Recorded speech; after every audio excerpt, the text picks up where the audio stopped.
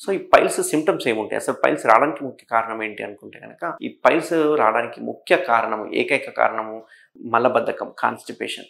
చాలామంది కాన్‌స్టిపేషన్ అనగానే motion hard పోతేనే కాన్‌స్టిపేషన్ అనుకుంటుంటారు. But number of times motion పోయినా గానీ, ఇన్‌ఎవాక్యుయేట్ మోషన్ అనంటే సరిగ్గా ఇన్‌అడెక్వేట్‌గా ఎవాక్యుయేట్ చేస్తే గనక మోషన్‌ని, అది కూడా కాన్‌స్టిపేషన్ కిందనే మనం తీసుకోవాల్సొస్తుంది. సో నంబర్ ఆఫ్ టైమ్స్ పోవడం కావచ్చు, లేకుంటే కొంచెం కొంచెం ఎక్కువ సార్లు పోవడం కావచ్చు, ఇవన్నీ కాన్‌స్టిపేషన్‌కి వస్తుందన్నట్టు. సో చాలామంది ఏం చేస్తారంటే ముక్కి ముక్కి పోతూ ఉంటారు. చాలామంది వాష్‌రూమ్‌లలో 20 నిమిషాలు, 30 నిమిషాలు పేపర్ చదువుకుంటూ, ఫోన్ చూసుకుంటూ మోషన్‌కి వెళ్తా ఉంటారు. దీనివల్ల ఏమవుతుందంటే తెలియకుండానే ముక్కుతూ ఉంటారు. ఆ ముక్కడం, ఆ ప్రెషర్ వలన అక్కడ ఉండే రక్తనాళాలు ఏవైతే ఉంటాయో, ఎందుకంటే మనకు మోషన్ చుట్టూ రక్తనాళాలు ఉంటాయి. మీకు అందరికీ తెలుసు. చిన్న చిన్న రక్తనాళాలు ఉంటాయి.